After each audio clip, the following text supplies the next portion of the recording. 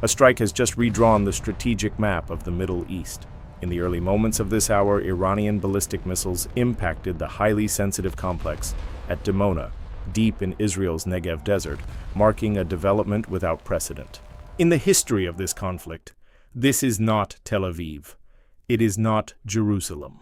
The target, widely understood by defense analysts for decades yet never formally acknowledged by Israel, is believed to sit at the core of the country's nuclear infrastructure.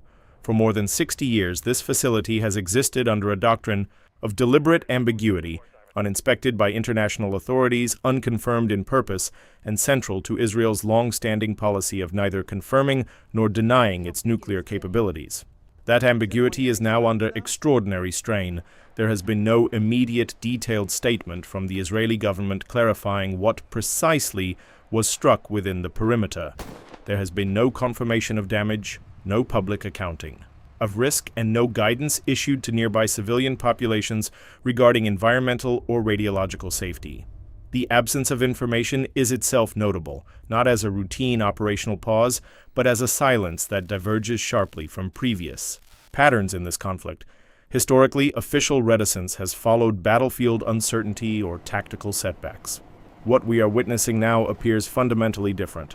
The current silence suggests a scenario for which there is no established communication framework, one that may challenge not only operational security, but also decades of carefully maintained strategic posture. To understand the gravity of this moment, it is essential to examine what Dimona represents. Constructed in the late 1950s with foreign technical assistance, the site has consistently been described by Israeli authorities as a civilian research facility.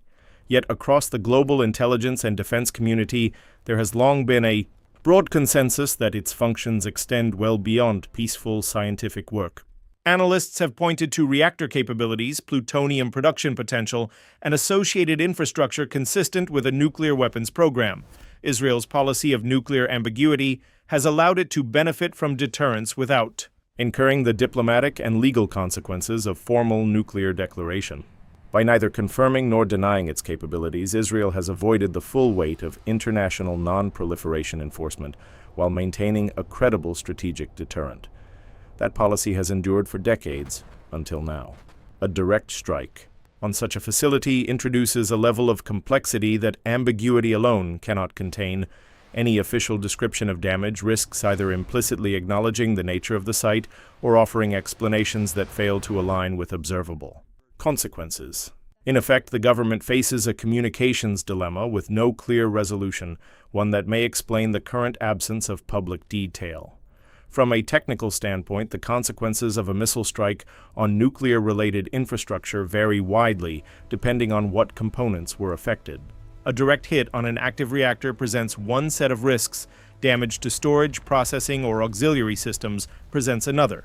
While there is no indication of a nuclear detonation, nor would such an outcome be expected from a conventional strike, the potential for radiological contamination cannot be dismissed outright.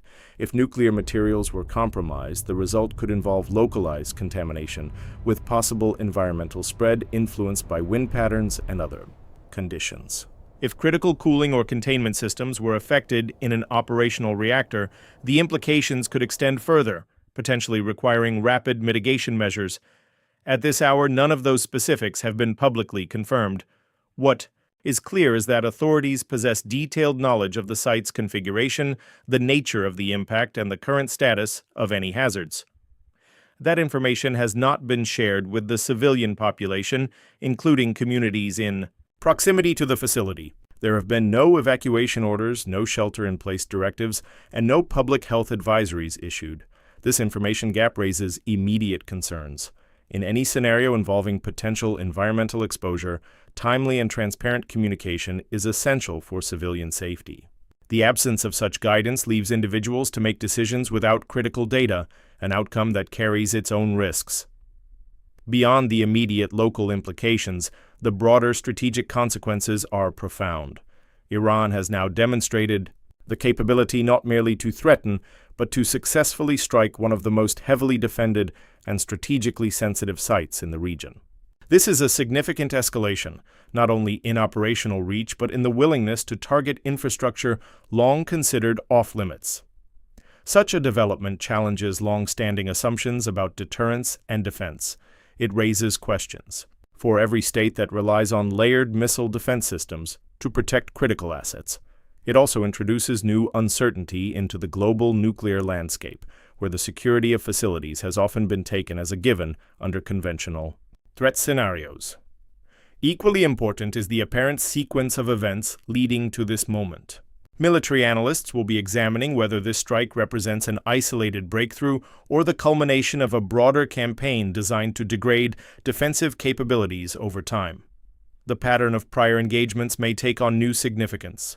When viewed through that lens, attention now turns to Washington, where policymakers face a decision of exceptional consequence. The United States has long been a central actor in maintaining strategic balance in the region. A strike of this nature, targeting infrastructure tied to nuclear deterrence, introduces new variables into an already volatile equation. The response, or lack thereof, will carry implications not only for this conflict but for broader global deterrence frameworks. Finally, there is the question of trajectory. Each stage of escalation in this conflict has expanded the range of what was previously considered unthinkable. With this latest development, the threshold has shifted once again. The capabilities demonstrated today inevitably lead to a single, unresolved question: what comes next? At this moment, the most revealing signal is not what has been said, but what has not. The silence surrounding Dimona is not simply the absence of information. It is an indication of the extraordinary sensitivity of what may have occurred and of how few precedents exist to guide the response.